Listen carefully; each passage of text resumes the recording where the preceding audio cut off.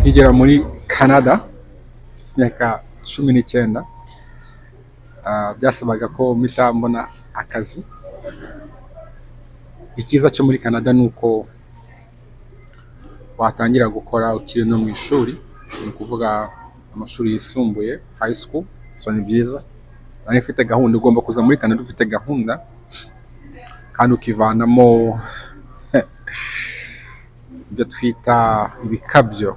Hari abantu mwumva ko imirimo imwe iba ari hasi. Nakuriye mu muryango wari umeze neza, ariko ntabwo nigeze mba umuntu wishira hejuru kurusha abandi. Ariko muri make muri Tim Hortons abu niho ndi. Ntago waba uri muri Canada ukaba utazi Tim Hortons. Twese ni ahantu dukunda cyane kuko ni nkaho iranga Canada muri make. Ariko rero myaka 19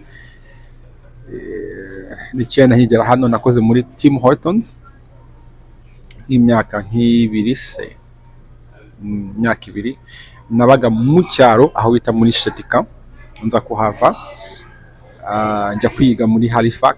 Mvuye mu cyaro cyanjye cya Shetika naragenze, mujye mukurikira story. Njye nabaye mu cyaro ahantu habaga abantu batarenze 1000, nari jyewe jyenyine w'umunyafrika usa gutya ufite n'uruhu.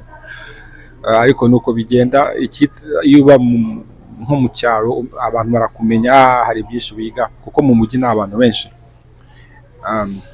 So ariko ikintu ngira ngo mbabwire muri Tim Hortons, iyo hazaga abantu baje gufata ikawa twaraganiraga.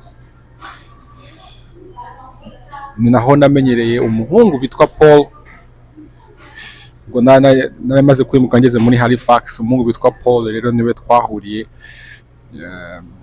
Yazafata ikawa nkamusuhuza. Urabizi customer service hano muri Canada kabisa ni ya mbere, ntabwo umuntu aza ngo ntumwakire neza. Naho narabyigiye byinshi muri Tim Hortons, ariko muri Tim Hortons nibyo byamfashije kubona kandi kazi nahise njyamo kamvanye muri hospitality or food service, kuko hano ibyo utangiyemo n'ibyo ukozemo imyaka myinshi nibyo uzahora urimo kugira ngo ubihindure, kuko nibyo nyine umenyeramo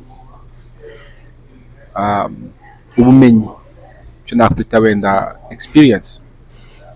So ako nifuzaga kuva kuri minimum wage, amafaranga nyine ayo make bakorera muri iki gihugu, nkagera wenda ku yandi menshi, ariko nkiga ibindi bintu kuko ntabwo navuga icyongereza. Ariko mungu rero Paul twahuriye muri Tim Hortons, naramubaje nse bite ukora iki, menya ko yari supervisor muri call center.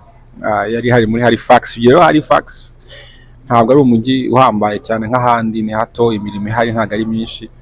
Ubwo rero kuvugana nawe mubwira ko ndi mushyashya muri Canada, ndi umunyeshuri ndimo kwiga, ariko nkaba nifuza gukora indi mirimo itari muri Tim Hortons. Ubwo aravuga ati nareba umuha resume, ubwo bituma mbasha gukomeza njya gukora muri call center. Nta nubwo navuga icyongereza neza, icyongereza cyanjye cyari ntabwo cyari cyinshi, ariko ugenda ugira inzira, ntimukajye musimbuka. Urubyiruko mujye muhera ahantu hamwe, mukomeze mugende mutere intambwe. Akenshi dushaka kwirukanka tutari twakambakamba cyangwa guhita mugira amafaranga ngo mukire, ariko hari inzira mugomba gucamo, kuko hano muri Canada ugomba kubaka resume yawe ukamenya neza uko ugenda utera izo ntambwe. Na n'ubu ngubu nkora rwose nishima kuba naratangiye muri Tim Hortons nkagera muri RDI, niyo call center nuko yitwaga, aho nabashije no kuvuga icyongereza no kumenya kuvuga icyongereza neza, kuko nakoraga ama survey. Ugahamagara abantu ukababwira uti mfite survey, reka tuganire. Nabyo byari ibintu bishimishije, nabyo bigenda bimfasha kugenda ntera intambwe nyuma yo kurangiza amashuri, kuko ahantu hose naragiye nkora.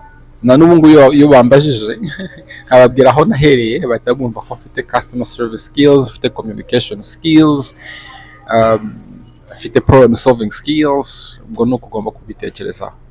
So Tim Hortons ni byiza kuko abantu bose bari bashyashya muri Canada bakigera hano, immigrants, babasha kuhabonera imirimo bakaza bagakora. Na hano undi hari abandi mbona batari necessary abene gihugu bimukiye hano. mukomeze murebe kandi mukore subscribe, nagira ngo mbasangize ako ka video ndi live hano muri Tim Hortons.